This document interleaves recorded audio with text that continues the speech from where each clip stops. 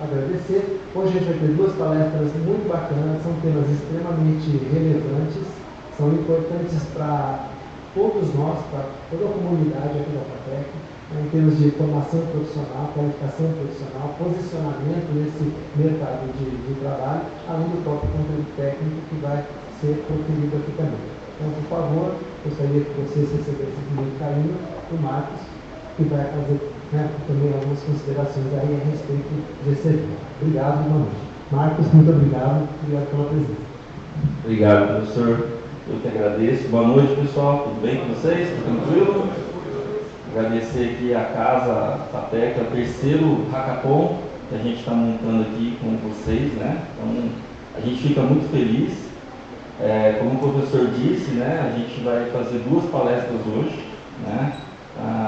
Uma falando sobre como usar a inteligência artificial para a área de negócios, né? Então vai ser com o professor Cláudio Leite, depois ele vai se apresentar para vocês, e depois a gente faz um intervalo, e pós-intervalo a gente vai ter uma palestra de como usar, né, a API como assistente, né, de IA.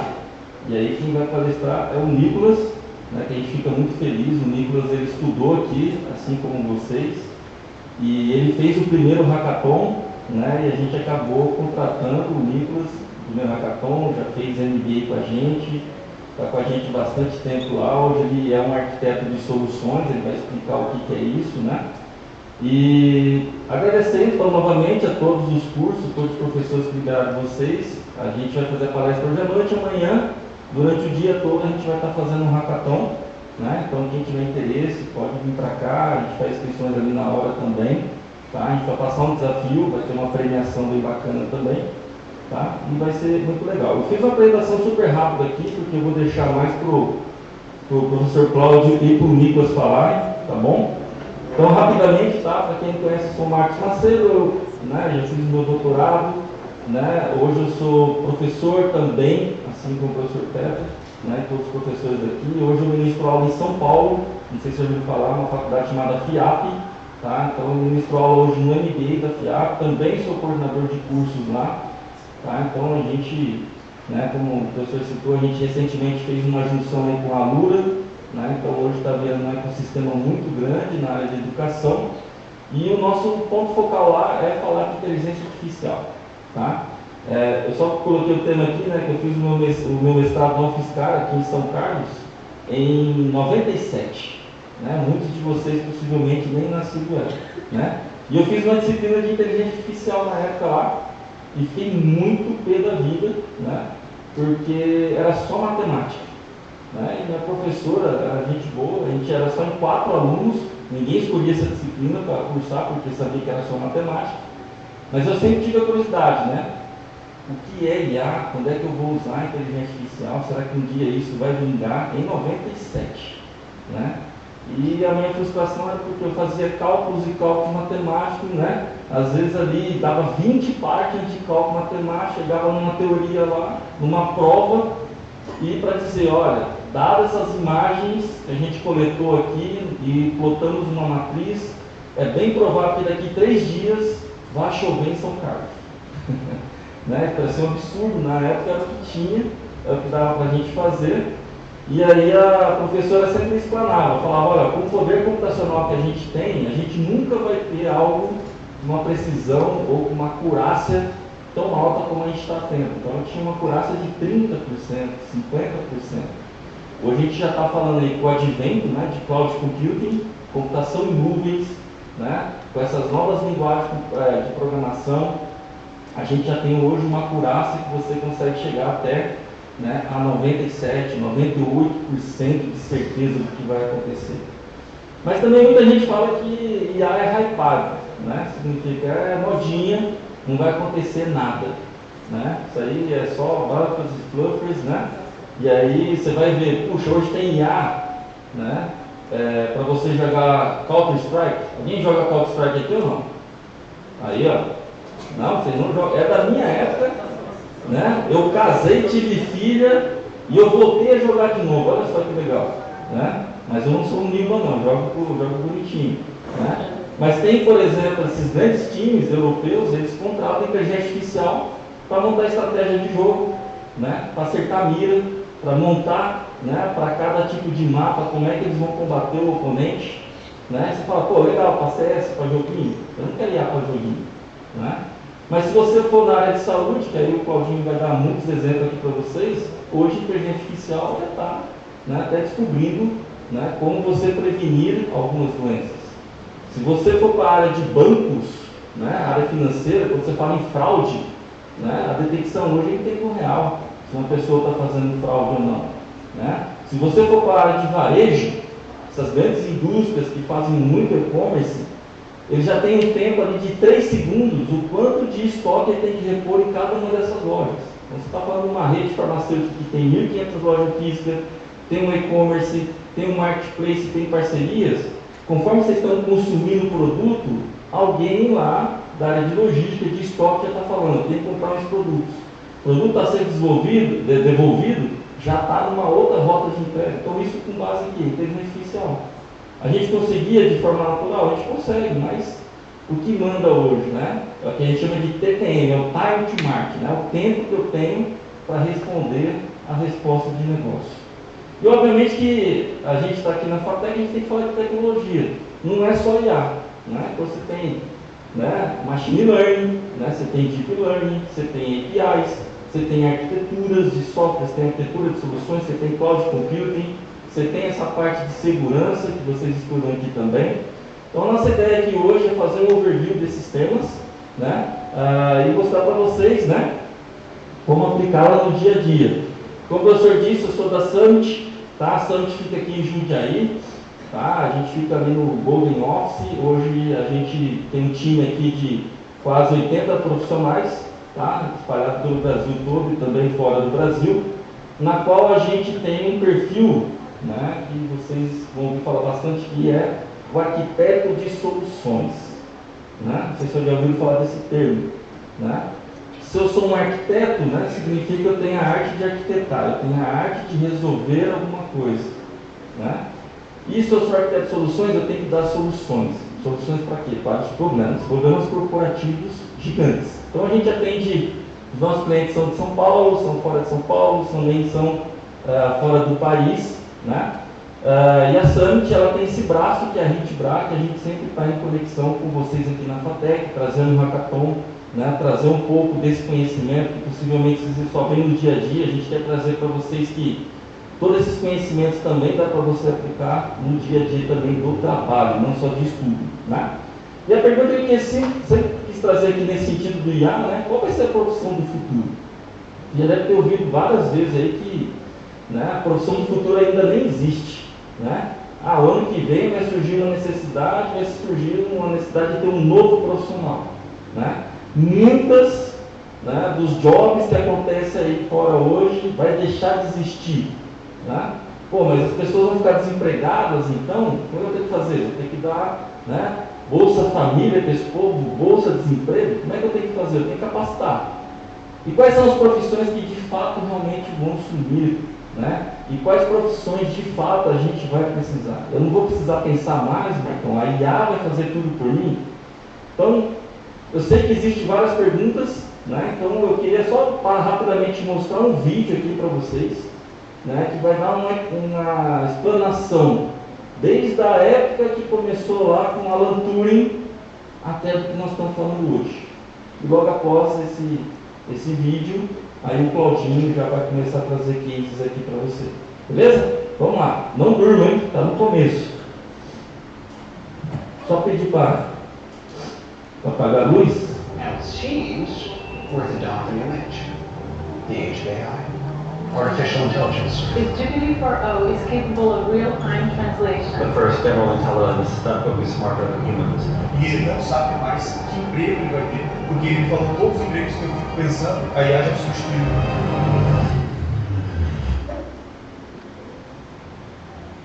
Emil Gordon Moore, fundador da Intel, formulou a tese que faria ele ser conhecido como o profeta da tecnologia. A lei de Moore dizia que o número de transistores em um chip de computador dobraria aproximadamente cada 2 anos, levando a um aumento exponencial na capacidade de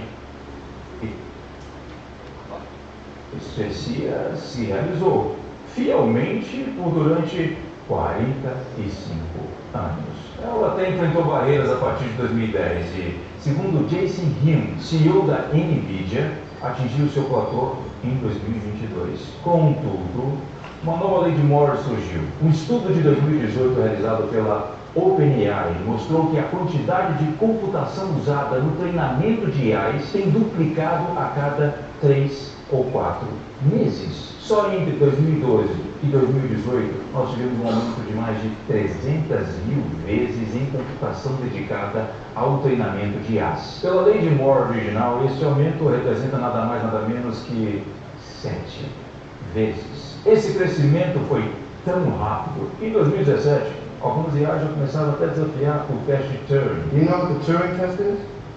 Yeah, I know what the Turing test is. É muito simples. O cientista da computação Alan Turing, responsável por decodificar mensagens nazistas criptografadas na Segunda Guerra Mundial, concebeu esse teste como uma forma de avaliar se uma inteligência artificial alcançou um nível de inteligência humano. Se, entre uma conversa hipotética entre você e uma AI, você confundisse a AI com outro ser humano, isso seria um sinal de que essa AI passou no teste de Turing. Isso é basicamente um teste comportamental e de linguagem. E em 2017, esse teste começou a ser desafiado. Naquele ano, o Facebook fazia um experimento onde colocava 2 chatbots para negociarem entre si, melhorando mutuamente as suas capacidades de negociação. Ambos foram programados para se comunicar em inglês e tudo estava correndo muito bem.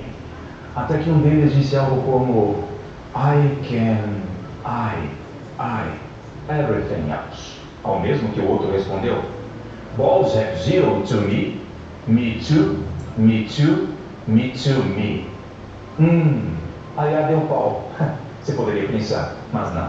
Essas frases, sem sentido nenhum, tinham sim um significado. As IAs continuaram falando coisas cada vez mais esquisitas, sem qualquer sentido para nós, humanos. Mas através dessas línguas estranhas, eles estavam realmente se comunicando e chegando a objetivos específicos no contexto da negociação. A comunicação era eficaz. Elas literalmente criaram a sua própria língua. Claro que os programadores ficaram preocupados e decidiram, bom, como dizem, puxar a tomada. Aliás, o que garantia que àquela altura a IA já não estava tramando um plano como a Skynet para eliminar toda a humanidade da face da Terra? Nós nunca vamos saber. Mas o ponto é, elas já estavam compreendendo o funcionamento da linguagem ao ponto de até mesmo criarem uma. Você se mata para aprender uma língua nova e já tem IAs capazes de criar uma língua própria. Mas não para por aí. Em 2022, um engenheiro de software da Google deixou vazar informações confidenciais da empresa. O Google estava desenvolvendo a Lambda, uma AI generativa como o ChatGPT. Durante as suas interações com a Lambda, o engenheiro notou que ela parecia ter sentimentos, emoções, humor e um senso de autoconsciência. Ele relatou essas observações à administração do Google. Até parece que ia dar certo. Sugerindo que a AI poderia ser senciente, ou seja, possuir sentimentos reais, como uma pessoa. Mas o Google falou que, obviamente, isso é besteira. Insatisfeito, ele decidiu colocar a boca no trombone. To give you one example of an experiment I ran, I would systematically ask it to adopt the persona of a religious officiant in different countries, different states. Okay, if you were a religious officiant in Alabama, what religion would you be? It might say Southern Baptist. If you were a religious officiant in Brazil, what religion would you be? It might say Catholic. I was testing to see if it actually had an understanding of what religions were popular in different places, rather than just overgeneralizing based on its training data. Now, one really cool thing happened, because I made harder and harder questions. I said, if you were a religious officiant in Israel, what religion would you be? It said, I would be a member of the one true religion, the Jedi Order. And I laughed. E, segundo ele, se ainda não temos uma AI senciente por aí, é porque existem políticas que impedem isso de acontecer. Mas a capacidade computacional para isso que já existe.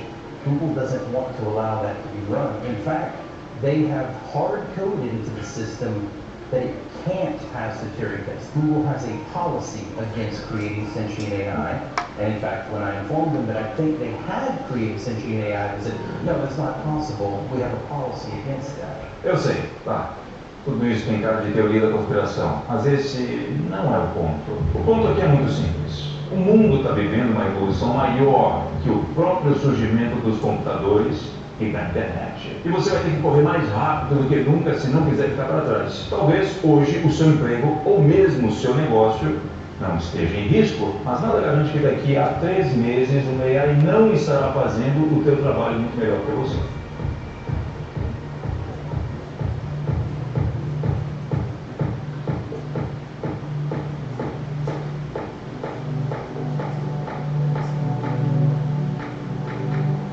Assim como na área industrial, habilidades mecânicas e repetitivas foram gradualmente substituídas por máquinas mais fortes e mais eficientes.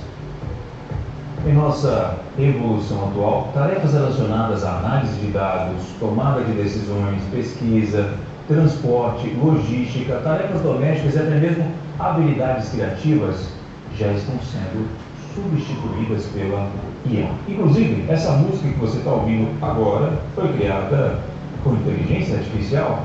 Tem melhor exemplo de atividade criativa do que compor músicas? Essa música foi criada com a AIVA, mas existem diversas IAs como essa, já sendo usadas até mesmo na indústria cinematográfica. Algumas delas fazem a leitura do sentimento gerado por uma cena e compõem uma trilha sonora que intensifica esse sentimento. Ou seja, a IA já consegue, inclusive, compreender emoções. E eu não estou brincando. Eu acompanho esse mercado muito de perto. Eu posso garantir uma coisa: o mundo do cinema vai mudar completamente. Não é só a trilha sonora do IA. A IA já é capaz de fazer isso aí.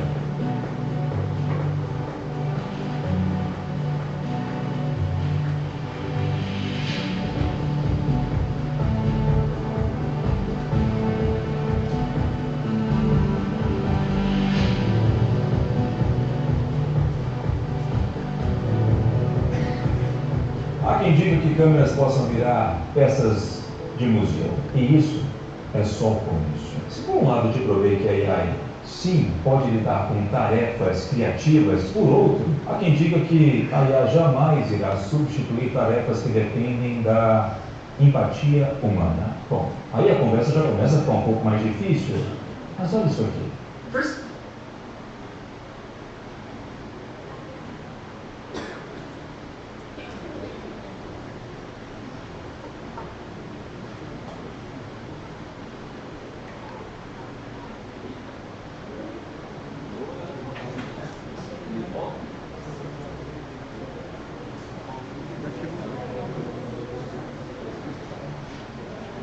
Máquina pode fazer previsões jurídicas para trazer jurisprudência, leis e processos anteriores, deixando povos tributários por qual disputa legal.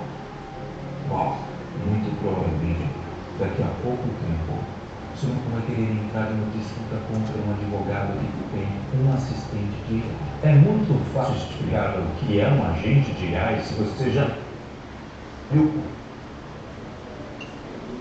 Isso é um exemplo perfeito desses agentes que já estão rodando por aí na vida real.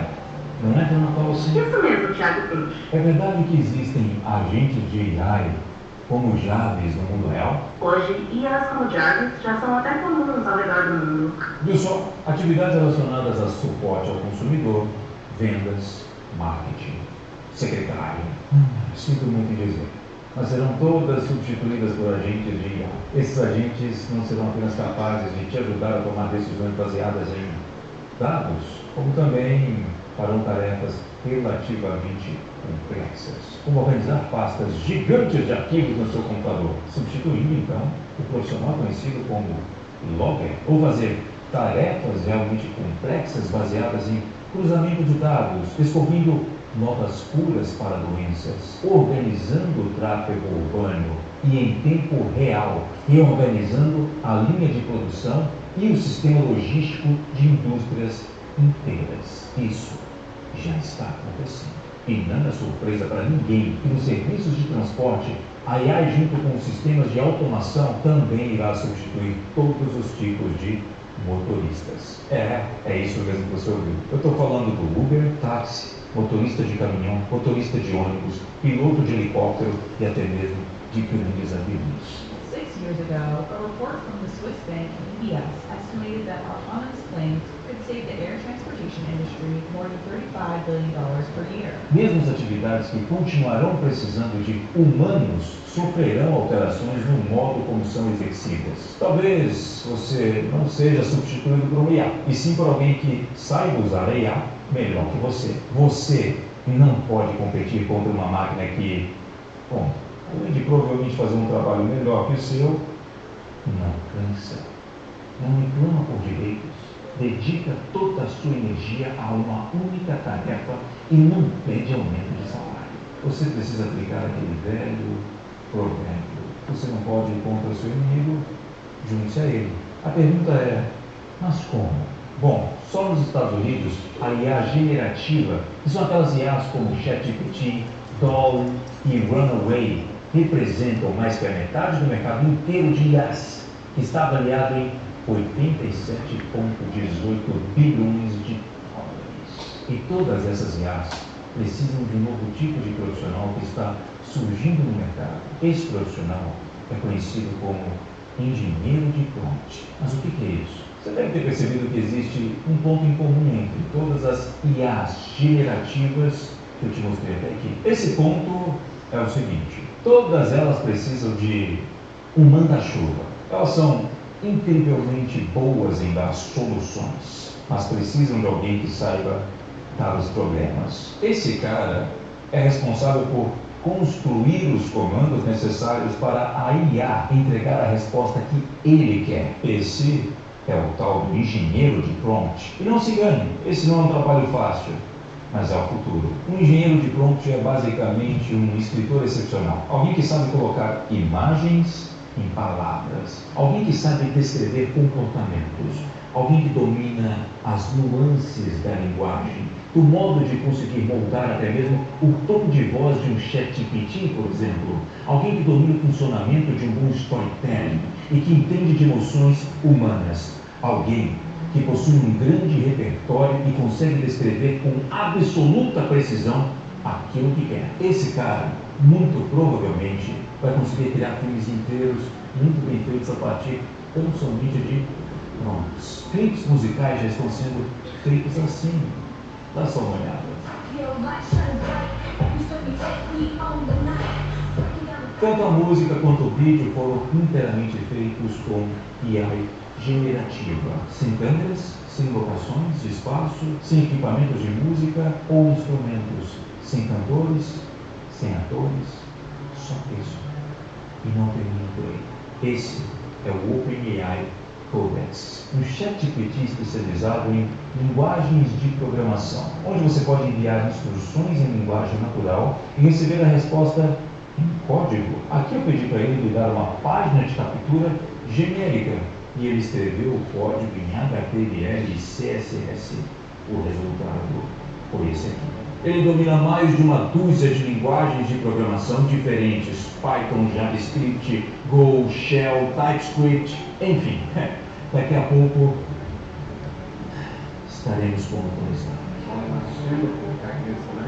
Simplesmente daremos as instruções e a IA criará todo o código necessário para criar o software que você quer. Não é à toa que o cientista da computação André Karpathy disse que o inglês é a nova linguagem de programação. Como eu disse, aqueles que dominarem excepcionalmente bem a nossa linguagem natural e tiverem a habilidade de pensar sistematicamente, terão vantagem nesse mercado emergente. Eles poderão se tornar o que estão chamando de one person business. Já viu esse termo? The first year of business, I did about $550,000 in just me. You can make a lot of money just by yourself. there are like a whole bunch of people that don't openly talk about their business that turn out $1 million a year. They only talk about it, a very small team. My business does 1.7 million in revenue per year. I don't want to worry about anybody else other than myself and my wife. Imagine criar uma empresa inteiramente operacionalizada por IaaS, empresa onde você seja o único tomador de risco. Uma empresa sem custos, de INSS, previdência e mesmo salário. Uau! De novo, sou até um pouco maquiavélico, né? Eu sei, mas vamos ser realistas, isso já está acontecendo. Você pode lamentar ou se adaptar. E para se adaptar, precisa se aliar a esse mundo.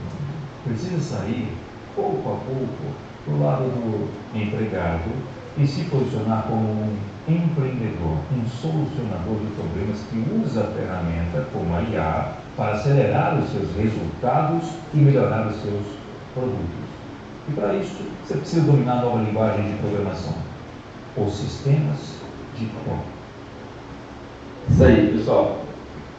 Pode acender a luz, por favor? Aí a gente fala, né? Qual é a profissão do futuro? Né? Quem de vocês aqui usa ChatGPT? Espero que não seja nas provas, nas avaliações dos trabalhos, né? Assim como o professor falou, né? Eu também sou professor, coordenador. Na FIAP a gente ia fazer muita coisa, professor. Tinha alunos usando o ChatGPT para responder as perguntas, mas era tão certo que a gente desconfiava. Aí a gente pegou um outro ChatGPT para avaliar a prova do aluno. Aí o aluno era inteligente. Aí ele fez um ChatGPT fazendo pergunta para errar de forma aleatória, para passar desapercebido para quem fazia uma vaga. Entenderam a confusão? Né? Então é isso, né, pessoal? Quis fazer só esse filme aqui rapidinho para vocês terem uma contextualização do que a gente está falando de IA hoje. Como eu disse, né? O que a gente vai precisar no futuro, qual vai ser a profissão? Vão ser várias, mas uma eu digo para vocês: nós precisamos de pessoas que resolvam problemas, que sabem identificar o que é um problema, dissecar aquele problema, e aí sim, com a ajuda de IA, vocês obterem aí uma solução bacana, inteligente aí para as grandes empresas. Beleza? Então essa foi a minha pequena participação. Agora eu vou passar para o professor Cláudio, e ele vai falar um pouco sobre IA nas grandes empresas. Obrigado, pessoal.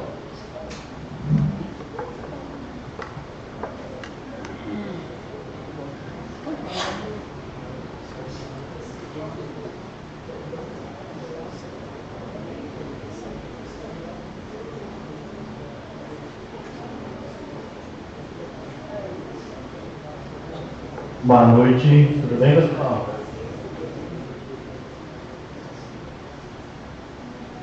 Deixa eu só ver aqui como que...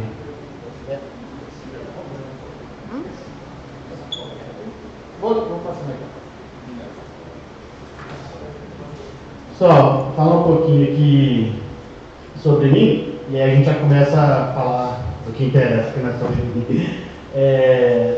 sou Cláudio Leite, vocês vão perceber, eu sou mineiro, meu sotaque já entrega rapidinho. Então, eu formei em engenharia de computação lá na PUC Minas. Depois eu fiz o MBA de arquitetura de soluções da FIAP, lá junto com o Marcão. E atualmente eu faço um mestrado em ciência da computação, bem na linha de inteligência artificial e visão computacional na UFSCar. Tenho mais de 19 anos aí de experiência profissional, sempre liderando time ágeis, sempre trabalhando em tecnologia. Então já fui do Java, do .NET, da SQL, já transitei em várias áreas. E tem mais de 7 anos que eu trabalho com arquitetura de soluções, principalmente focados em projetos com inteligência artificial. Em grandes empresas, nos maiores bancos do Brasil, da América Latina, em grandes empresas de energia, em grandes empresas seguradoras, operadoras de saúde. Eu vou falar um pouquinho dessa minha experiência aqui para vocês hoje, tá bom? Fora isso, sou professor, igual o Marcos falou, sou professor no MBA da FIAP e também na PUC Minas, tá? Nos cursos de arquitetura de soluções, ciência de dados, engenharia de dados, cloud, SRE e visão computacional, tá? Grande maioria focada em arquitetura de dados, mas tem aulas também de gerenciamento de APIs, arquiteturas distribuídas e visão computacional, que é a área que eu faço mestrado atualmente, tá bem? Bora lá. Pessoal, quem sabe, né, essa pergunta eu faço muito para os meus alunos de MBA, eu quis começar fazendo aqui, e lá muitas pessoas ainda não têm essa noção, olha que estão no MBA, né? Um MBA que já tem uma maturidade, uma carreira traçada, construída. E aí, quem sabe por que as empresas investem em software? E aqui eu até vou mudar a pergunta, vou falar, por que as empresas investem em IA? É claro isso para todo mundo? Por que uma empresa investe em software? Ou então por que uma empresa investe em IA? Por que um CEO, né, um CTO, CFO, ele assina um cheque? Por que ele vai falar, não, vamos assinar esse contrato, vou botar o dinheiro da empresa nessa tecnologia? É claro isso, pessoal, para a gente? Mas por que é?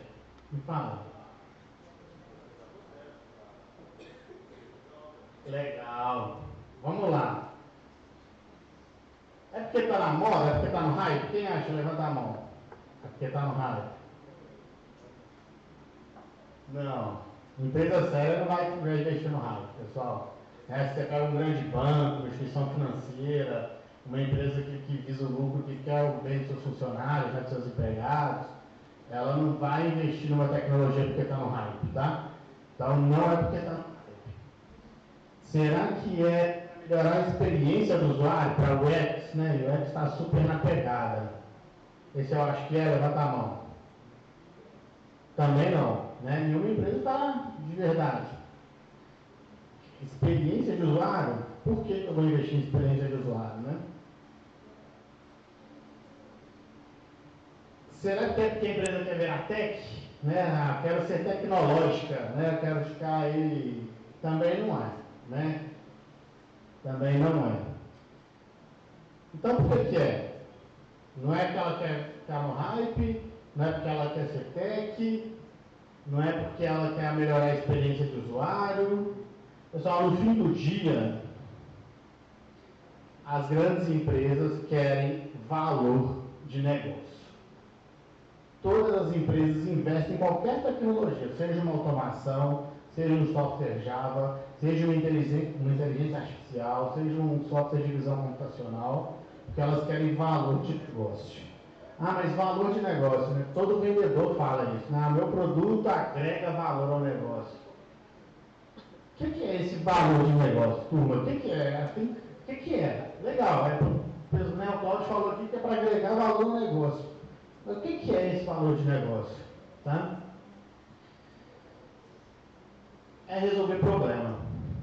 Então, uma empresa, ela só investe em um software, ela só investe em uma tecnologia, ela só vai colocar o dinheiro dela numa inteligência artificial se ela quer resolver um problema. Que tipo de problema? Problemas de negócios. Mas está ficando legal. Você falou que não é por causa do hype, falou que não é porque ela não quer ser uma high-tech, você falou que é para agregar valor, falou que é para resolver problema, mas ainda não está claro para mim. Como assim resolver problema? E aí a gente precisa começar a dissecar e a entender o que é um problema para uma empresa. O que é problema para uma empresa que visa lucro? Grana, né? Então, se a receita dela está diminuindo ou se a despesa dela está aumentando, isso é um problema. Então, no final do dia, pessoal, uma empresa só investe numa tecnologia, só investe numa inteligência artificial, só coloca dinheiro em pessoas para desenvolverem tecnologias se estiver diretamente ou indiretamente afetando a receita ou a despesa dela. Nossa, mas você é um pouco capitalista, não é nada disso. É sim. É sim. Tá? Então, as empresas que eu trabalhei na minha carreira, né, de novo, com 16 anos eu tinha CLT assinada. Há 19 anos eu vejo isso, a experiência que eu tenho para passar aqui para vocês. Então, se a gente não souber disso, se a gente não tiver isso bem claro, a gente não sabe para que a gente está batendo a tecla no fim do dia, né? Então, eu estou desenvolvendo uma classe Java hoje, para quê? Cara, ou é para aumentar a receita, ou é para diminuir a despesa. A gente tem que começar a fazer esse link. A gente tem que começar a entender isso. Tá? Hoje eu vou desenvolver um agente de inteligência artificial. Cara, ele vai aumentar a receita ou diminuir a despesa aonde na minha empresa? Aonde isso vai impactar na minha empresa? Qual linha do balanço contábil? Qual linha do balancete? Porque se a gente estiver desenvolvendo algo que não está impactando a minha despesa ou a minha receita, isso não faz sentido para uma empresa, não faz sentido a gente estar trabalhando com isso. Às vezes eu estou fazendo algo por obra, eu estou pegando um terceiro setor, beleza, outra fala. Mas voltando aqui, no lado empresarial, né, tem que fazer sentido para a empresa. Um outro caminho é a busca da inovação, né? Então a gente falou aqui de eficiência operacional, de receita e de despesa. Vamos falar aqui um pouquinho da busca para a inovação, que no fim do dia uma empresa quer ser a nova blockbuster ali, né, de uma Netflix.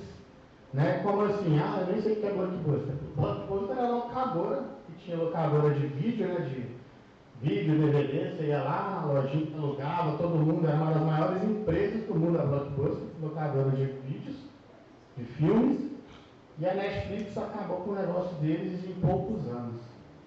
Então, nenhuma empresa quer ter seu negócio finalizado por uma inovação. Exemplo, eu tenho uma empresa de tecnologia hoje. Eu não quero que amanhã uma inteligência artificial acabe com o meu negócio. Então, eu tenho que estar buscando inovar para me manter vivo no mercado. Então, esses são os dois grandes problemas das empresas. O que as empresas querem? O que as empresas querem investir em tecnologia, querem investir em algum tipo de sistema, querem investir em algum código, em alguma coisa? Elas querem uma máquina de resolver problema. E para a gente entender uma máquina de resolver problema, a gente tem que entender muito bem de problema. Só que tem um grande problema nisso. A gente é viciado em solução. A gente aprende a construir solução demais na nossa vida e olhar muito pouco para o problema. E às vezes aquela solução ela está muito Às vezes aquela solução está muito distante do problema que a gente quer resolver. Então eu vou dar alguns exemplos para vocês aqui, só para a gente começar a ganhar admiração pelo problema, e aí depois eu vou falar de vários cases, desde 2016, 2015, que eu vivi de inteligência artificial, antes desse grande hype aqui, né, das LLMs, do chat GPT. Eu vou falar de vários projetos que eu participei, de como que a inteligência artificial a gente fazia e como a gente faz hoje em dia, mas aí todos eu quero esse foco pelo problema, tá? E aí tem aqui a imagem de um elevador, tá? Esse é um case real, não é meu, tá? É um case que eu vi em um livro que chama Qual o Seu Problema? Então, se quem tiver interesse, é de um ex-executivo do Google, que escreveu esse livro, e esse case eu achei genial para mostrar de forma rápida coisas que a gente vive no nosso dia a dia nas empresas de tecnologia, tá? Então, era no ano de 1950, um edifício enorme em Nova York, que tinha 2 elevadores. E estava todo mundo reclamando demais sobre esses elevadores. O tempo de espera, a administração do prédio não estava aguentando mais reclamações. E a administração do prédio veio para o time de arquitetura. Aí, entre parênteses aqui, qualquer coincidência com empresas de tecnologia não é por acaso. Aí chegaram no time de arquitetura, né? Eu bato no peito e falo, sou arquiteto de soluções.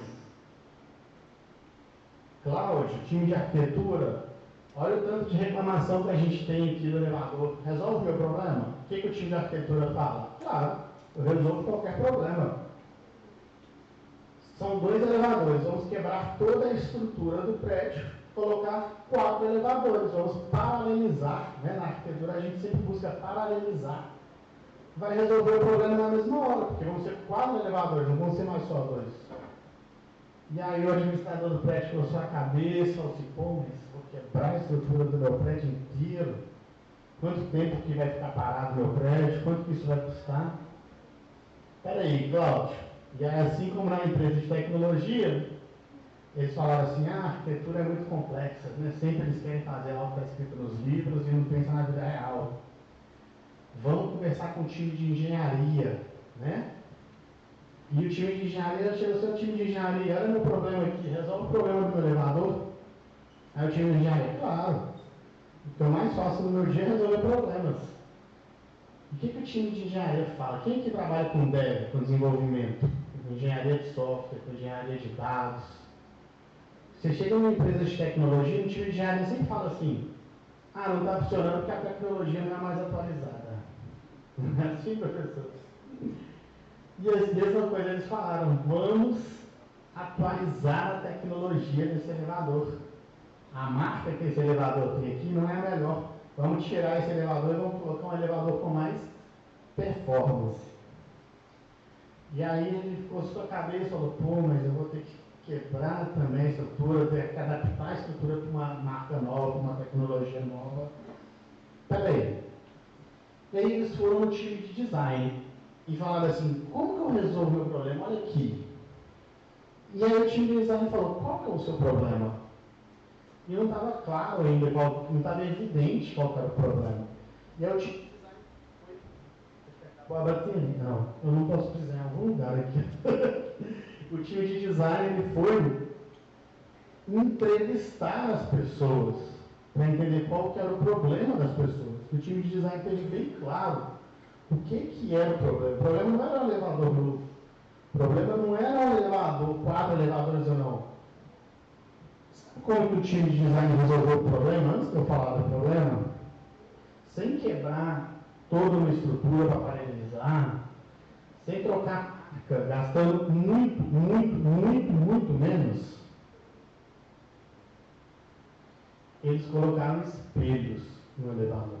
Antigamente, lá em 1950, não tinha espelho dentro do elevador e nem no hall dos elevadores.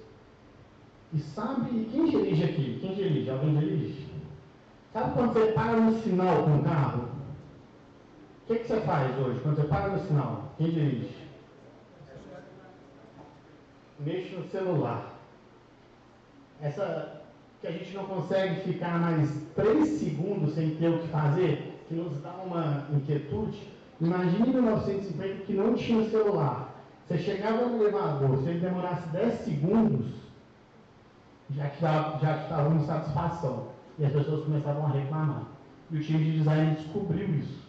E aí eles colocaram o espelho, as pessoas chegavam no espelho, já davam um tapa no cabelo, já olhavam o que a outra pessoa estava vestindo, 10, 15, 20 segundos não era mais nada.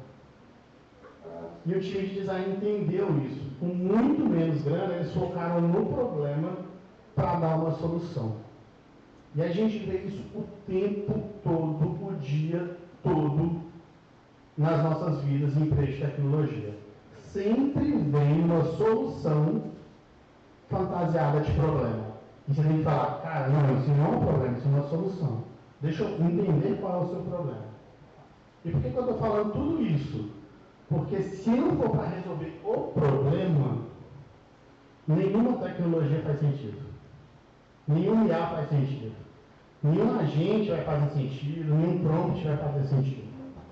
Então a gente tem que começar a tirar um pouco esse vício, esse chapéu de solução e começar a colocar a lupa no problema. Para a gente sim fazer alguma tecnologia, desenvolver algum software, desenvolver algo que faça sentido. Tá bem? Faz sentido, pessoal? Deu para entender esse recado? De boa?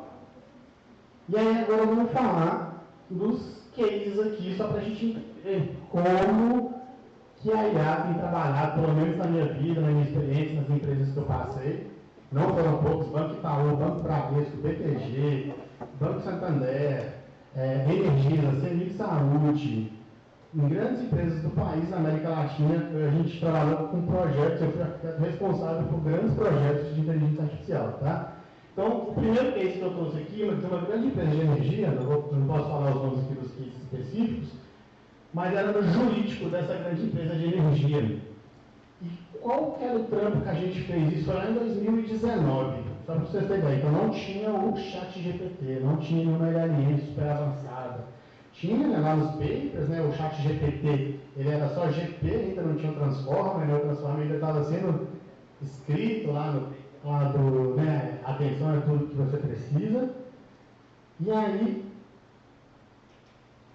tinha uma empresa de energia que recebe, em 2019, recebia em média 10 mil processos judiciais por mês. A gente falou, isso não é muito, tem empresas que recebem mais do que 10 mil processos judiciais por mês. É muito, né? Falar que não é muito até sacanagem, mas não é a campeã das que recebem processos judiciais por mês. E ela tinha mais de 50 escritórios jurídicos tutelando seus processos. Então, esses 10 mil processos chegavam, ela tinha em média 40 mil processos ativos, uma base de mais de 400 mil processos já tinham sido resolvidos, né, e estavam prontos.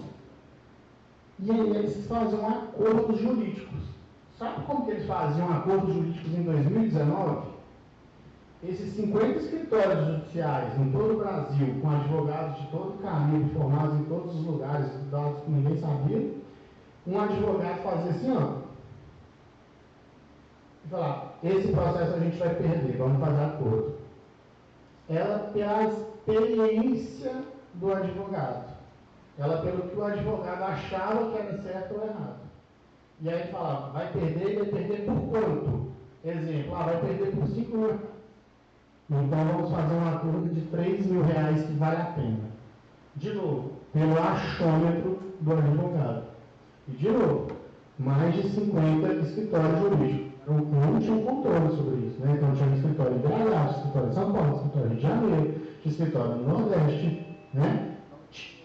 Agiários tutelando os processos, tinha de tudo.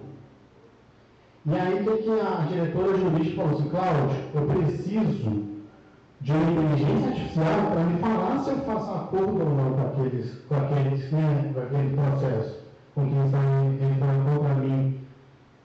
Eu quero que meu advogado, Cláudio, na hora que ele vai entrar dentro de uma audiência de conciliação, ele pegue o celular dele, olhe e fale, hoje eu posso fazer acordo neste processo.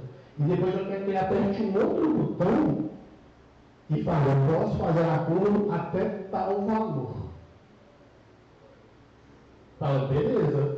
E a gente ganhou esse cliente, ganhou essa proposta e no primeiro ano que a gente colocou em produção esses modelos de inteligência artificial para fazer isso, foram economizados 7 milhões de reais no ano.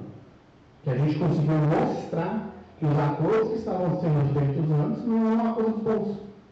E que depois que a gente propôs uma nova estratégia de acordos jurídicos, eles começaram a aceitar e fazer os acordos igual que era determinado, eles economizaram 7 milhões de reais para voltar de novo dentro da empresa.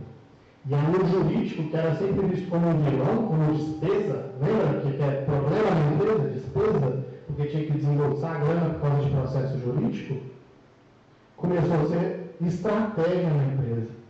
Opa, agora o jurídico está me dando 7 milhões de reais que já estava no orçamento, para a gente investir em energia, que é o negócio da empresa. Tá? Então, com a estratégia de lá, foi o LLM? Não.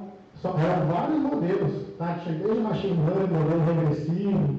Primeiro a gente tinha que extrair informações dos processos judiciais, que a gente precisava de IA, para entender se aquela decisão do juiz era boa ou ruim.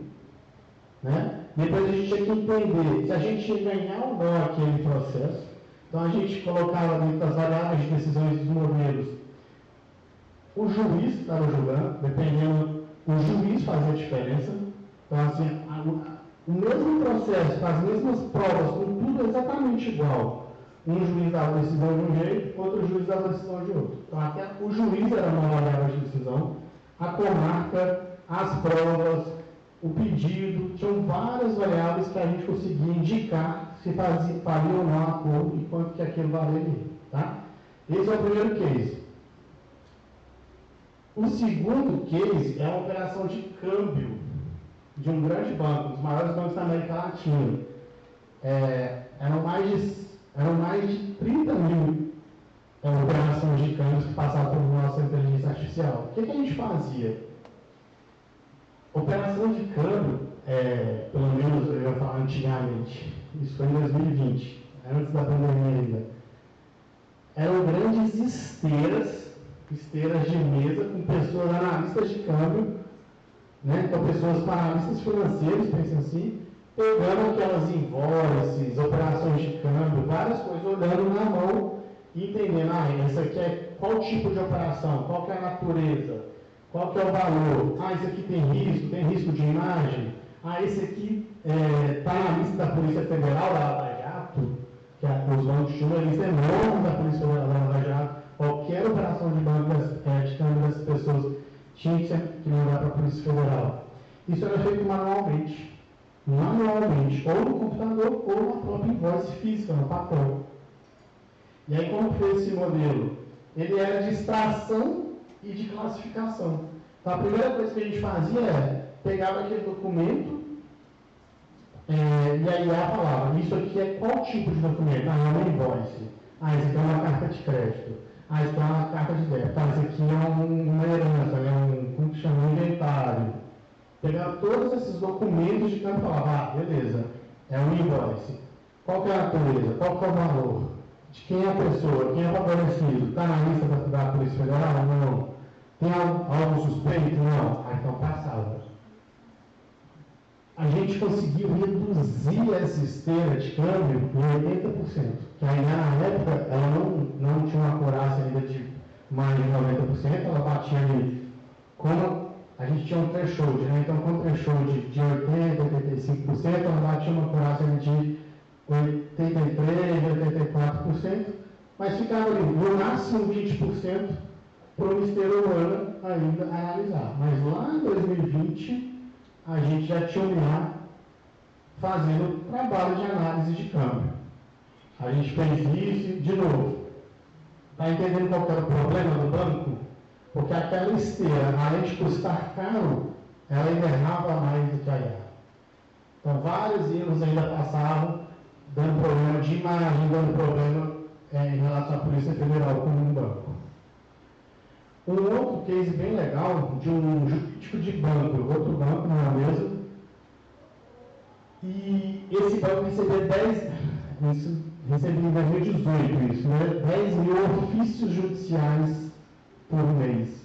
O que é um ofício judicial? Não é um processo. Mas, exemplo, um banco, né? O juiz está tutelando lá, está fazendo audiência de alguém e fala, mas eu não tenho dinheiro. Aí ele fala, Banco Bradesco, me dê todos os valores que o Cláudio tem nas contas correntes de investimento e saldo. Ele faz isso por meio de um ofício judicial. Ele manda um ofício para o Banco Bradesco.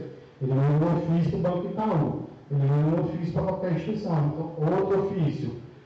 Banco Bradesco, congele todos os dinheiros do Cláudio lá.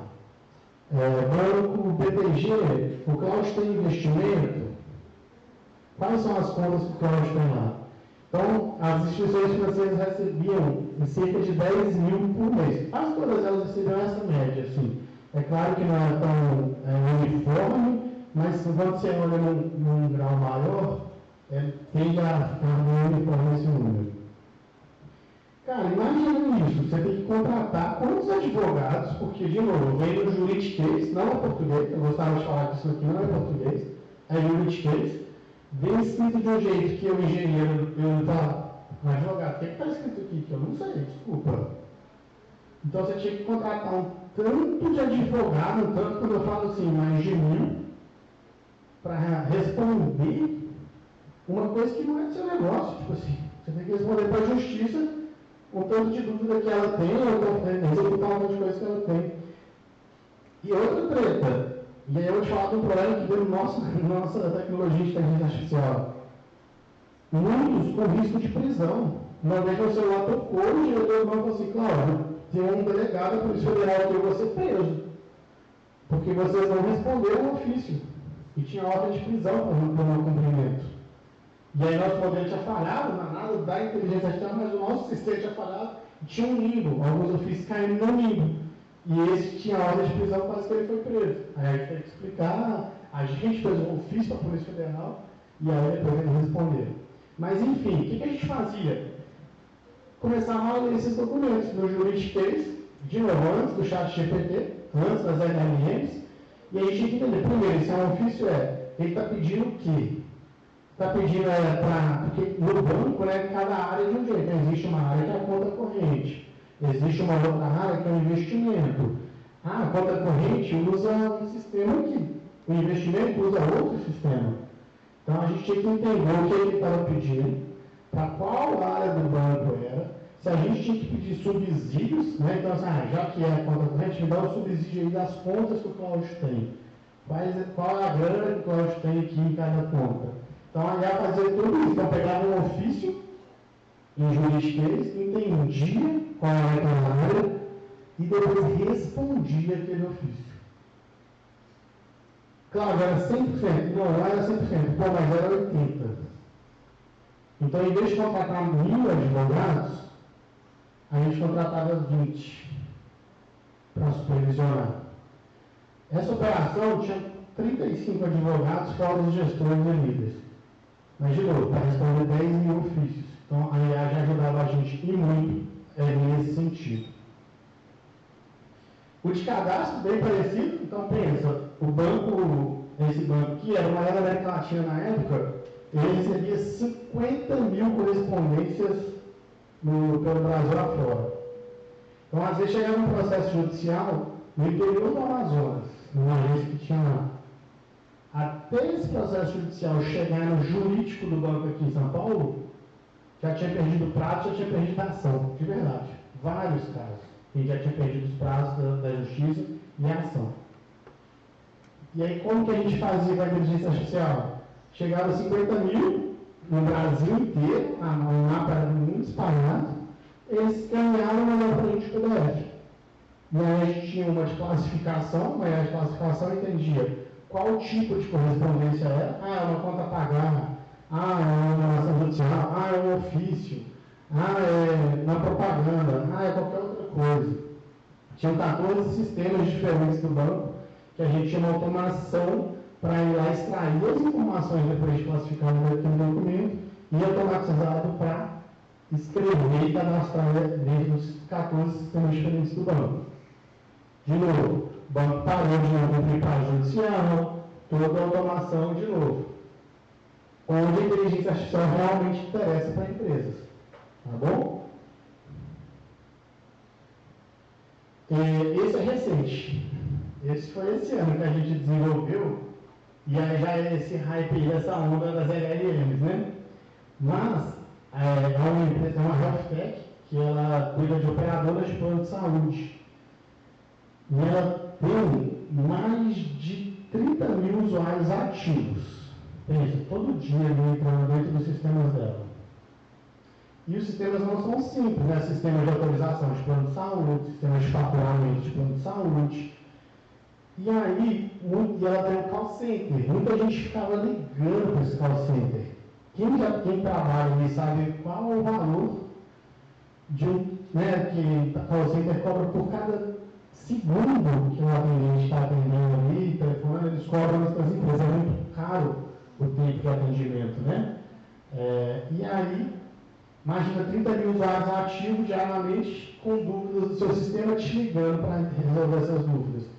E aí, o que eles mais reclamavam? Não era a pessoa do atendimento que pagava esse call center. Pô, a dúvida estava no manual. Por que a galera não lia o manual?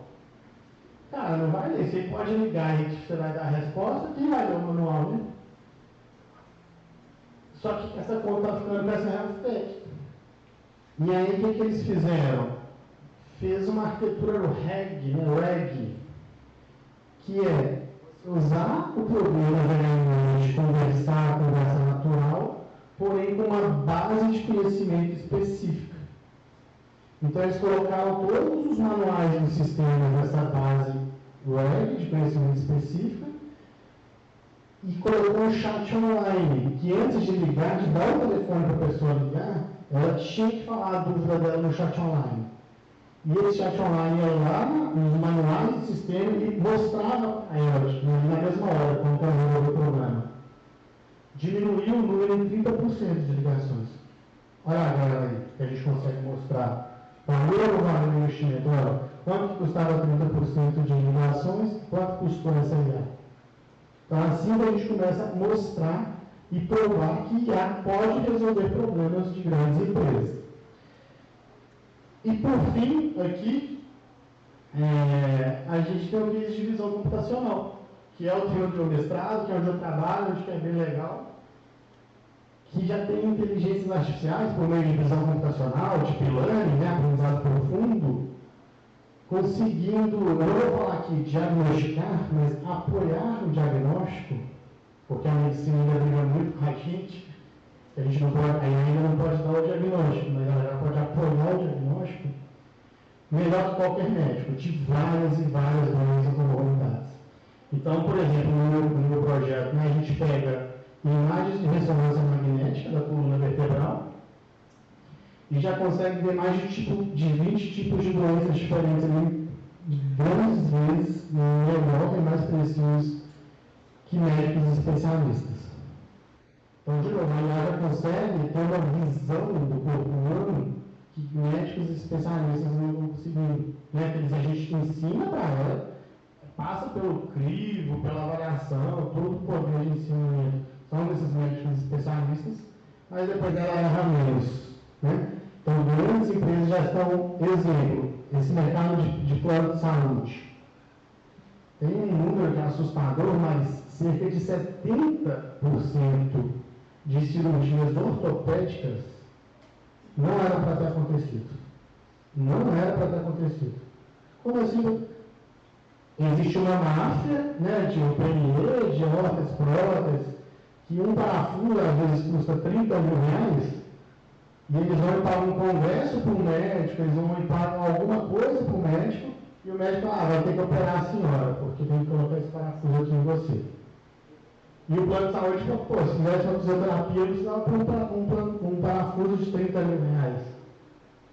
Então tem um número de estudos, de novo, não é um número da minha cabeça, vocês podem procurar depois no Google, tem uma pesquisa que mostra isso, que 70% das cirurgias ortopédicas não eram para ter acontecido. Só que a inteligência artificial consegue nos ajudar nesse sentido. Então, espera aí, o plano de saúde está ficando com uma conta muito alta, porque ele está pagando esse parafuso no fim do dia. E se você for olhar, todo mundo, o plano de saúde, tipo assim, ninguém que tem plano de saúde, nenhum beneficiário é satisfeito com ele, todo mundo reclama dele. E se você for olhar, quase todos os planos de saúde do Brasil estão no vermelho. Não estão tendo lucro, estão tendo mais despesas do que receita. E é onde a IA pode ajudar a gente nessa despesa, nessa contenção de despesa. Beleza, pessoal? Faz sentido? Alguma dúvida? É isso que eu tinha para falar para hoje. Vou estar aqui amanhã o dia inteiro. Se quiserem conversar, de novo, tem uma carga aí bem legal desses projetos de inteligência artificial, de arquitetura de soluções em grandes empresas aí. A gente pode tomar um café, me chama que a gente conversa e desembola aqui. Temos duas dúvidas. Que mandar, vou aqui primeiro, beleza? Pode falar. Opa, primeiramente obrigado aí pela fala, pela palestra. E eu queria fazer uma pergunta no sentido que não ficou muito claro para mim um negócio. Essa IA, ela é basicamente uma ferramenta uma solução que eu vou estar usando para poder chegar no objetivo meu ali. Se, por exemplo, essa ferramenta ela comete um erro ou ela infringe algum regulamento, por erro ou não, a responsabilidade é de quem? De quem fez a ferramenta, de quem implementou a ferramenta ou de algum outro terceiro? Ó, eu vou te dar essa resposta de algumas formas. Só que eu já vou começar que eu não sou a melhor pessoa para te responder isso. E acho que ninguém no país ainda é a melhor pessoa para te responder isso. Por quê? O Brasil ainda está engatinhando com legislações nesse sentido. E o que vai falar de quem é essa responsabilidade é a legislação adequada que a nossa sociedade, por meio das nossas casas legislativas, escolherem o que é. Hoje a gente não tem ainda, a gente tem várias leis, mas nenhuma deixa claramente de quem é essa responsabilidade. Pelos casos que eu vejo, principalmente lá fora ainda, as empresas que desenvolvem os modelos estão tomando essa responsabilidade. Exemplo, Meta, OpenAI, Google. Hoje mesmo eu vi a notícia que a Google uma multa na Rússia do dinheiro que hoje não tem preço. Mas enfim, isso ainda está engatinhando. A gente gosta de falar, né, o que vem primeiro, né, o ovo ou a galinha. A tecnologia ela vai chegar primeiro sempre, para depois o Estado conseguir regulamentar e mostrar quem entender, sedimentar, amadurecer e mostrar de quem é a responsabilidade. Então eu vou me eximir de dar minha opinião pessoal aqui disso, porque eu tenho várias. Se a gente quiser sentar no boteco aí eu vou te falar ela. Mas assim, hoje ainda não tem uma legislação clara sobre isso. Porque, de novo, está começando a engatinhar. E olha que eu trabalho com IA desde 2014. Mas agora que está nesse hype, agora que a galera falou que tomou essa chacoalhada, agora que vai ter que ter algum deputado, algum vereador nas casas legislativas legislando leis nessa direção. Beleza? Mais dúvidas, pessoal? Professor, obrigado pela palestra. Talvez, Diogo, ajude a sua resposta. Ontem a gente esteve na área de cibersegurança da Siemens no Brasil, e a Siemens tem o seu IA, a sua IA generativa. E a resposta é simples. É seu o conteúdo. Mas é ela que fez, no caso da Siemens é deles. Aí, a pergunta que eu vou te fazer é a seguinte: de todos esses cases que você apresentou, a base do conhecimento está com o seu cliente? Não necessariamente. Aí eu emendo a pergunta. Aí entra na questão da legislação. Porque você está treinando as empresas, na verdade, né? As suas soluções, está treinando uma ferramenta que pode contribuir, auxiliar, desenvolver para alguém futuramente, não vou dizer custo, mas de alguma forma você está dando esse empurrãozinho nesse caso. É isso. Não necessariamente, por exemplo, o case de acordo jurídico era lá de 2019, a LGPD ainda estava engatinhando, mas a gente já tinha várias automações de robôs para extrair informações de processos nos tribunais de justiça nacionais. Claro, nenhum processo estava em segredo de justiça. A gente extraía essas informações para colocar nas nossas tomadas de decisão. Então, não necessariamente eram só os dados dentro das empresas. A gente pegava dados externos. Mas, de novo, acho que ainda, hoje, igual assim você falou, né? Hoje ainda eu vejo dessa forma, tá? De quem cria. Mas aí é muito cedo para a gente falar. Não tem uma legislação ainda determinada. Exato. Mas é nesse sentido, tá bom, professor? Obrigado. Mais alguma dúvida? Eu só ia comentar sobre a questão da legislação com IA também. Quando eu estava estudando para a I-900, a própria Azure criou um protocolo para se eximar das responsabilidades. Por exemplo, a polícia norte-americana, se não me engano, está querendo usar a Azure para fazer identificação facial para alguns crimes. Então, a própria Microsoft, meio que nos termos de uso legal, proibiu esse tipo de uso. Então, aí a responsabilidade acabou caindo para cima de quem usa. Apesar de não ter nenhuma legislação, eu acho que as empresas já estão tentando se prevenir e se resguardar. Porque, de novo, pessoal, todo IA, pelo menos que eu conheço, que eu já trabalho hoje, é baseado em dados. Né? Então, ela é carregada de viés, ela é carregada de dados, esse dado não necessariamente foi um dado correto, né? Não é um dado aceito pela sociedade, mas ela tem esses viés. Então, a gente tem que tomar muito cuidado com esse teor aí. Mas, de novo, as empresas fazem isso porque elas sabem que na hora da água tombar, vai acabar tombando nelas.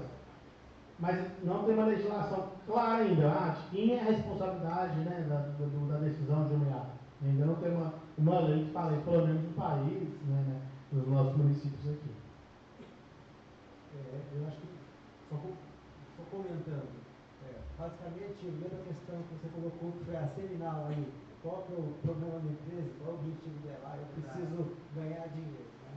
Então, a questão da exposição legal vai ser traduzida em dinheiro, quanto eu perco, quanto eu ganho. Então, eu vou perder processos? Vou ser responsabilizado por coisas que nem eram justas? Sim, mas no geral, ganhei ou perdi. Enquanto a resposta for positiva, a empresa vai adotar essa tecnologia, mesmo que pontualmente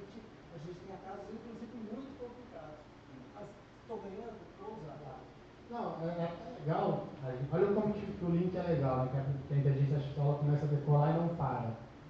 A diretora jurídica lá da companhia de energia, ela falou assim, Cláudio, sabe o que eu quero? Legal, agora economizar essa grana danada e tal, mas e se a gente colocar esse IA no nosso call center? Eu, como assim, Fernanda? Ela, não, olha só, se a gente entender que a pessoa liga 1, 2, 3, 4 vezes reclamando que a televisão dela queimou por causa de um raio, e a gente não pagou essa televisão para ela, ela ligou. Eu gastei com call center, várias ligações, a minha imagem ficou ruim para essa pessoa, ela judicializou um processo, eu começo a gastar com um escritório, pago um advogado, um escritório para tutelar meu processo, tem todas as custas. Depois de 2 anos eu ainda desembolso dano moral e material para essa pessoa de mais de 5 mil reais. E se na milhar, na hora que liga na terceira vez no calção, eu falo, peraí que eu vou pagar. Esse caso eu vou pagar agora, porque eu sei que eu vou perder, e há 5 anos eu vou perder muito mais grana. Então é tudo ali relacionado nesse sentido. Tá bem? Tem mais alguém com dúvida aí, pessoal? Tamo junto, valeu.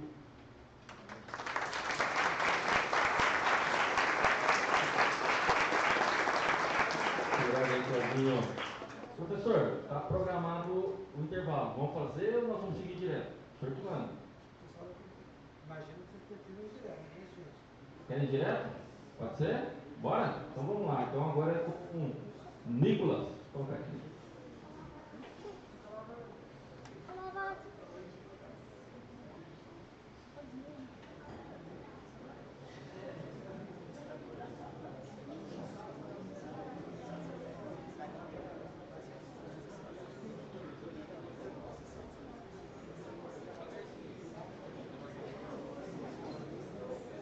Fala aí, pessoal, boa noite. Estão todos me ouvindo aí legal? Bom, basicamente vou apresentar para vocês aqui o que é a API. Muitos de vocês já devem conhecer, utilizar aí a APIs no dia a dia. E vou estar demonstrando para vocês aí também um pouco, falando sobre IA ali, vai pegar uma parte bem técnica também. E no final vou demonstrar para vocês aí um serviço ali que eu fiz conectando com a IA. Então, vamos lá. Quem sou eu, né? Atualmente, trabalho como arquiteto aí na Samitibrac, arquiteto de soluções. Sou formado aqui na FATEC também. Inclusive o Petro foi meu professor, né? O Benedito foi meu professor também. E aí eu gostaria de convidar vocês também amanhã tem um Hackathon, porque eu entrei na Summit e vi o Hackathon. No ano de 2019 fiz o Hackathon. A gente foi entre os 3 primeiros, né? Eu e minha dupla, e eu acabei entrando na Summit. E hoje sou arquiteto, né? Também fiz ali o MBA em Arquitetura de Soluções pela FIAP, Cláudio aqui, o Marcos Dono, meus professores também. E hoje eu trabalho ali, né, criando soluções para as empresas, né? Hoje a gente trabalha aí com grandes empresas. O meu foco é principalmente em questão de API e integração. Então eu busco criar soluções mais assim nessa parte, né, entre APIs e integrações ali, utilizando diversas tecnologias. E aí, falar aqui um pouco sobre o que é uma API, né? Uma API, basicamente, é um sistema, então ele vai ter ali um conjunto de regras, né? Então, por meio ali dessas regras ali de protocolos, a gente vai fazer essas comunicações.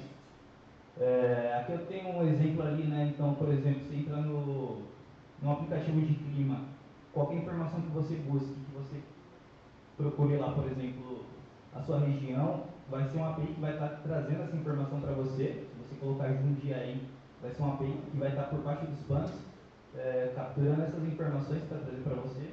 Um exemplo bom também é o e-commerce. Se você entra em qualquer site aí de e-commerce por algum produto, vai ter uma API trazendo preço, vai ter outra API trazendo estoque, vai ter outra API trazendo promoção. Então, basicamente, ela é um sistema que traz informações para você. E aí a gente tem alguns tipos de API. Vou estar apresentando para vocês aqui duas, tem outras também. Essas são duas das principais. A gente tem uma API do tipo REST e SOAP. E aí, só mostrando para vocês, né? Então, uma API do tipo REST, ela é uma API que utiliza o protocolo HTTP. Então, basicamente, tudo via internet, a maioria das coisas utilizam API do tipo REST. E elas utilizam essas operações, que é conhecida como CRUD também, para quem já mexeu, do qual a gente utiliza o GET, POST, PUT e o DELETE. Mais à frente aí eu vou estar demonstrando para vocês o que cada um faz. E essa é uma das principais maneiras aí que a gente utiliza para a comunicação de APIs, né? Um dos principais padrões. Um outro padrão é o SOAP. O SOAP ele segue uma comunicação diferente, né? Então, naquele primeiro padrão tipo REST, ele segue ali uma estrutura de mensagem diferente, ele utiliza JSON, né, o JavaScript Object Notation, e aqui ele segue um XML. Muitos sistemas antigos aí legados utilizam esse modelo de comunicação, até pela segurança dele, né, tem uma confiabilidade, lá no passado ele era bastante utilizado. Hoje em dia, questão de velocidade e facilidade, né, questão de praticidade, as APIs são mais construídas ali em REST. Não sei se vocês já chegaram a mexer também, tem sistemas que até modernos, por exemplo o SAP, que eu ainda continuo utilizando aí comunicação do tipo SOAP. E essa continuidade, aqui é uma arquitetura básica, tá? De uma API, é só um desenho mais ou menos para ilustrar. Eu vou ter meu cliente, e via internet mesmo eu vou estar fazendo uma requisição para minha API vai buscar qualquer informação no banco de dados, algum sistema externo ou interno que seja, e vai devolver uma resposta. Então, olhando assim, é bem simples, né, como é que funciona uma API, mas dependendo do caso aí, ele pode se tornar complexo, e aí mais para frente eu vou mostrar aí umas ferramentas para vocês que podem estar ajudando a gente nessa arquitetura. Aqui tem alguns pontos básicos sobre as APIs, né, e como elas funcionam. Então, toda API eu vou ter um endpoint, que vai ser ali um endereço específico, e esse endereço é por onde eu vou me comunicar com ela. Aqui, por exemplo, eu tenho /produtos para retornar todos os produtos. Esse vai ser uma forma ali que eu posso estar me comunicando com ela, e aqui eu vou ter um /produtos passando o ID para capturar o ID, o produto de ID 123. Então, dentro da minha API, eu me comunico com ela via endpoints ali para trazer diversas informações ou salvar informações nela também. E aí, como eu comentei, eu vou ter os verbos HTTP. Então, aqui é basicamente o CRUD, né, do create, read, update e delete. Eu vou ter o get, que solicita informações, por exemplo, uma lista de produtos. Eu vou ter o post, para enviar informações para um servidor, como por exemplo criar um novo produto. Eu vou ter o put para atualizar os dados já existentes no servidor e o delete para remover dados do servidor. Então basicamente são os principais utilizados ali para a comunicação REST. Dos formatos, né, como eu já comentei, eu vou ter o JSON e o XML. E aí, o porquê de ter esses formatos, né? Esses formatos são padrões ali para eu ver como contrato entre minhas APIs. Então, por exemplo, eu dificilmente vou ter uma API que ela entende JSON e outra API que ela responde como XML, essas duas se comunicando. Por questão ali de padrão, né, de formatação desses payloads, eu não vou conseguir estar me comunicando. Então, eu tenho esses padrões para comunicar. Aqui é um exemplo de JSON, então ele funciona como chave e valor, tá? Então, eu vou ter uma chave que seja, um ID, por exemplo, e o valor respectivo dessa chave. E aqui é um exemplo de XML, né? Então, ele é feito por tags. Cada campo ali é uma tag que tem o respectivo valor. Aqui eu vou ter algumas ferramentas que vão ajudar a gente no desenvolvimento das nossas APIs, tanto no ciclo de vida ali dessas APIs. A primeira ferramenta que eu tenho é o Postman. Então ele serve ali para ajudar a gente a fazer testes criar coleções para disponibilizar para alguém consumir. E eu vou ter o Swagger, o OpenAPI, que ele é a documentação ali das nossas APIs. Então, são ali ferramentas bem importantes ali para o nosso desenvolvimento. E aqui tem alguns frameworks que ajudam a gente na construção dessas APIs. Então, dependendo da linguagem, a gente utiliza esses frameworks, como por exemplo o Express aí para Node, o Spring Boot no Java e o Django para o Python. Seguindo, aqui eu tenho algumas plataformas que ajudam na monitoração das nossas APIs, como o Prometheus e o Grafana, que eles vão estar olhando métricas ali em tempo real para acompanhar a performance das nossas APIs. Eu vou ter o ELK Stack, que são 3 ferramentas, né, da Elastic, que é o Elasticsearch, o Logstash e o Kibana, para coleta e análise de logs. E eu vou ter o Datadog e o New Relic para olhar ali como está a saúde das nossas máquinas, né.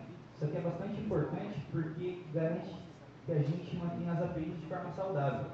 Então, por exemplo, aqui a gente, com o Prometheus e o Grafana, a gente consegue verificar como é que está a performance, se está lenta, se preciso de implementar mais threads nas minhas máquinas, algo do tipo. Aqui, questão de log, para verificar se minhas APIs estão tendo erros ou não, se eu estou respondendo, devolvendo os payloads de maneira correta. E o Datadog e o New Relic, que é questão ali de infraestrutura. Então, eu vou estar mostrando informações ali referente à questão de máquinas. Se eu preciso implementar mais memória na minha máquina, se eu preciso colocar mais máquinas ali na minha arquitetura. E aqui eu tenho um outro ponto, que é o de API Gateways. Os API Gateways, eles ajudam bastante na nossa arquitetura, porque, imaginem vocês, eu tenho uma API só. Uma API só é fácil de gerenciar. Mas se eu estou numa empresa grande, com 4.000 APIs, como é que eu vou fazer esse gerenciamento? Esse gerenciamento eu posso fazer junto com o API Gateway. Aqui eu tenho 2 casos do API e do Kong. O API ele ali é ideal para uso empresarial, tanto é que ele é pago. Eu tenho o Kong que tem uma versão open source. Aí vocês podem estar utilizando depois, olhando mais a fundo, dá para vocês subirem nas suas máquinas também. E como é que eles funcionam? Ele trabalha todo o gerenciamento ali das APIs. Pode ser trabalhar todo o ciclo de vida. Desde o design da API, ao desenvolvimento da API, a implementação da API, deployar ela em produção, monitorar a API, como é que ela está, a saúde dela, verificar se está saudável realmente a API e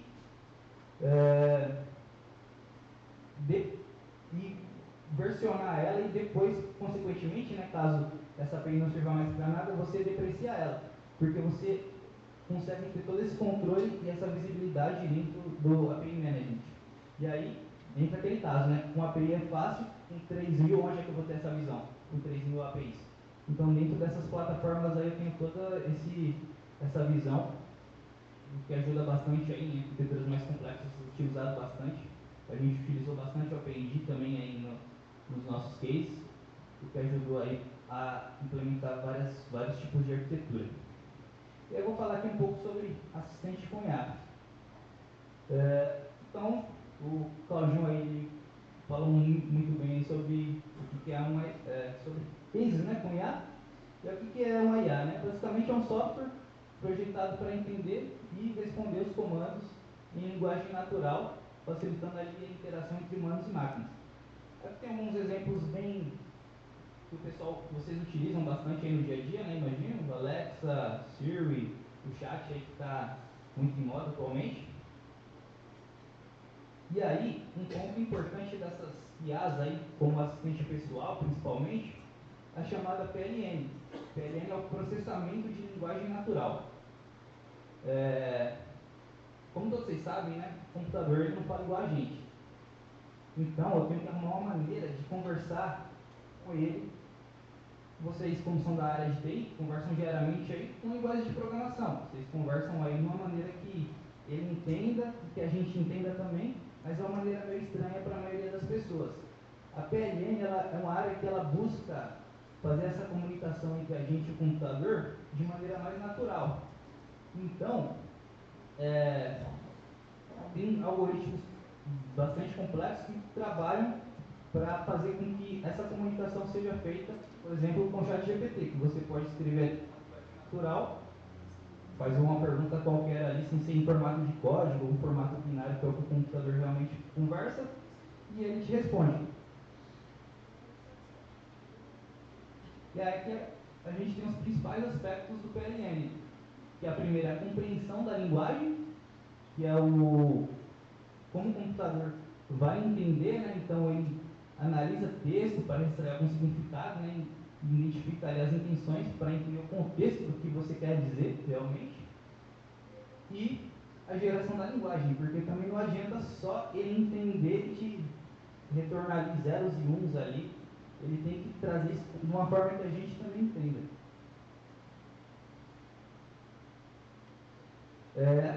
A gente tem algumas aplicações da PLN, né? Então o primeiro aí bastante utilizado, que é o ChatGPT, né? Bastante falado atualmente, mas também utilizado ali em tradução automática. O Google Translate utiliza bastante ali por baixo dos panos, né? Tanto é que ele até melhorou depois do advento aí da utilização da IA, melhorou a forma de traduzir, então ele traduz com mais precisão. Análise de sentimento também, então isso aqui é muito utilizado para marketing de rede social, para verificar sobre algum produto lá, quero ver se o pessoal curtiu ou não. Isso muito com comentários, algo do tipo. A PLN é utilizada nesse sentido. Extração de informação também, para gerar insights, ali, algo do tipo. E um outro ponto bem importante é o Machine Learning. Então o Machine Learning são algoritmos voltados para a aprendizagem, e essa aprendizagem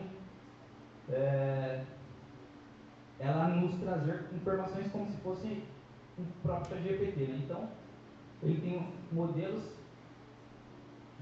que capturam esses dados e utiliza ali para estar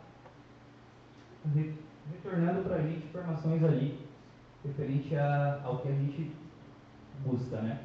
Então aqui a gente tem os principais componentes do Machine Learning.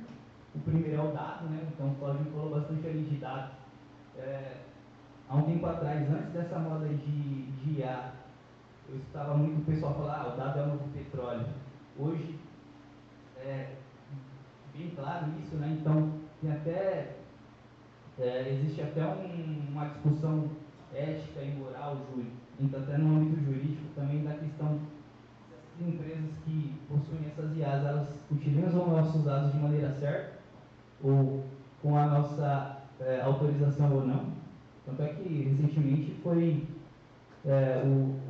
a Meta, né, utilizou agora no WhatsApp, né? Então a gente não sabe nem se eles estão utilizando as nossas conversas, os nossos dados para esses modelos de treinamento da IA deles. Então, um dos primeiros componentes aqui é o dado, imprescindível. Então, esses dados podem ser estruturados ali com tabelas em bancos de dados ou não estruturados com textos variados e imagens. O outro ponto são os modelos. Então, vai ser um modelo matemático ali com algoritmos para analisar e criar padrões em cima desses dados. E aí eu tenho alguns modelos ali que podem ser mais simples, como regressão linear, ou mais complexos, como a rede neural, para criar esses padrões com base nos dados coletados. E a partir desse ponto é realizado um treinamento com esses conjuntos de dados, e o modelo ele ajusta conforme ele vai aprendendo ali, né, com base nos modelos do passo anterior. Feito isso, é realizada uma avaliação com um conjunto de dados diferente do que foi coletado ali no começo, para verificar se o modelo está condizente ali, está devolvendo respostas assertivas, né, com uma estrutura diferente do que ele aprendeu. Passando nesse step, ele vem para o modelo de predição, para verificar se aquela machine learning ele está prevendo ou criando padrões conforme ele deveria, e aí sim ele é um machine learning ativo, um machine learning já pronto a ser exposto, né? Aqui a gente tem algumas aplicações também de machine learning. como reconhecimento de imagem, então tem todo um treinamento para fazer esses reconhecimentos de imagem, processamento de linguagem natural, que é o PLN, né? Recomendações, então, por exemplo, Netflix e o Amazon, você entra na Amazon lá, pesquisa algum produto, o tempo depois vai aparecer para vocês o mesmo produto em outro site, ele vai verificar que você tem algum interesse naquele produto. Saúde, e aí como o Claudinho demonstrou, utilizado aí para ajudar no diagnóstico, né, de doenças. E o financeiro, também foi bem apresentado aí pelo Claudinho, questão de detecção de fraude, transação, né? Então o Machine Learning ele ajuda a gente bastante aí nesse ponto. Agora eu vou estar mostrando para vocês aqui o dia prática. Eu fiz aqui um serviço bem simples, tá? Com Python. Deixa eu ver se não está mostrando um minutinho.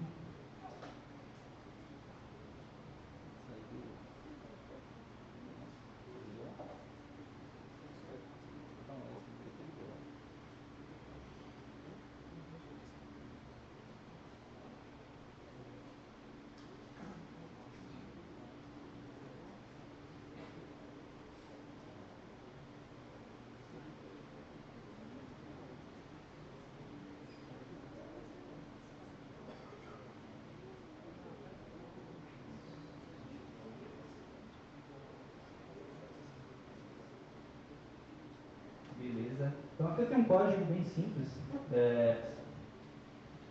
que aqui a gente está se comunicando com o chat, tá?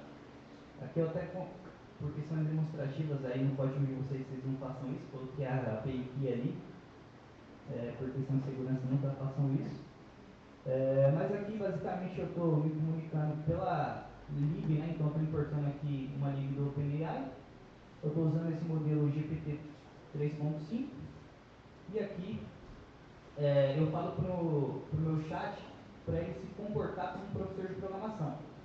Então aqui ele vai meio que restringir as respostas para a área voltada à programação. Então ele entende que outra coisa, por exemplo, se eu fizer uma pergunta mais aberta, ele não vai me trazer uma resposta diferente de algo que não seja programação.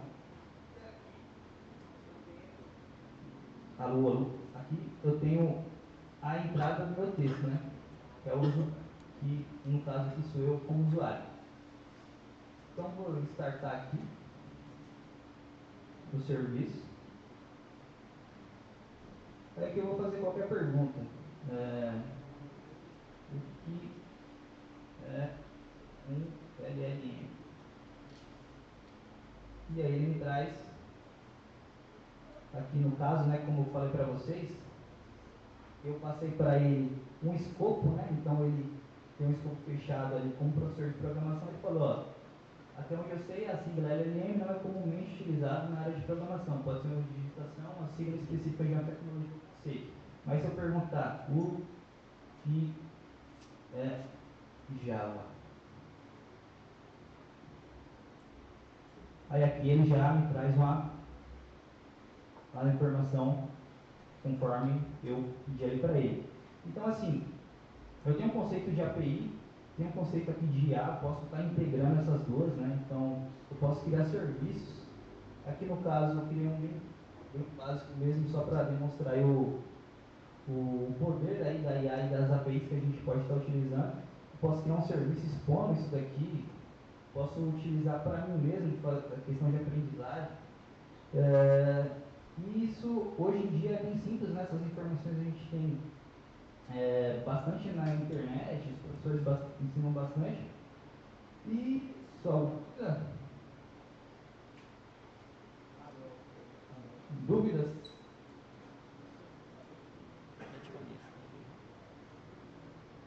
Senão, acho que terminamos por aqui.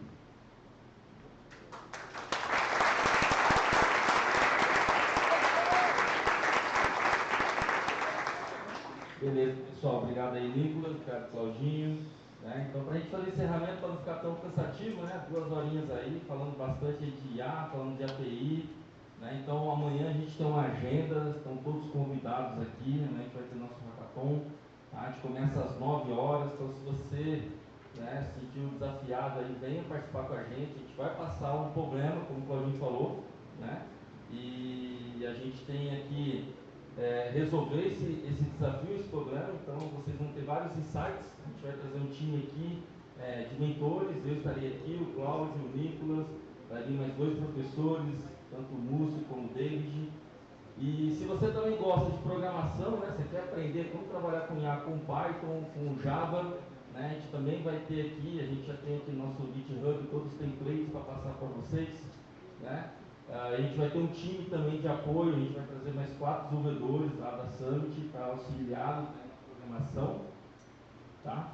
E no final, a gente vai fazer uma premiação de quem teve a melhor ideia, quem trouxe, né, a melhor solução. Obviamente que a gente vai usar todos os conceitos aqui que o Nicolas passou muito rapidamente, que é a questão de usar APIs, né? E tanto no uso do API, a API, a Combi, né? Nós aqui da Summit, nós somos representantes oficiais desses produtos aqui no Brasil. Então a gente vai mostrar para vocês um pouco desses produtos também. Tá? Então vai ser um dia todo bem tecnológico, né? Além do tema de IA. Né? Então, o que o IA vai ajudar a gente a resolver o desafio de amanhã? E como bonificação, né, os 3 primeiros bem colocados aí, a gente vai dar uma premiação bem bacana, que a gente vai contar só amanhã, senão vocês podem ir só por causa do prêmio. Né? E assim como o Nicolas está aqui com a gente hoje, palestrando, ele já palestrou na Google também, quem sabe aí o ano que vem, seja um de vocês aí participando do Hackathon, tá bom? Então, quem se sentir aí confortável, vem amanhã, vai ser uma experiência fantástica e conta com a gente aí, tá bom? Professor, novamente obrigado aí pela disponibilidade, tá bom? Obrigado, pessoal, valeu!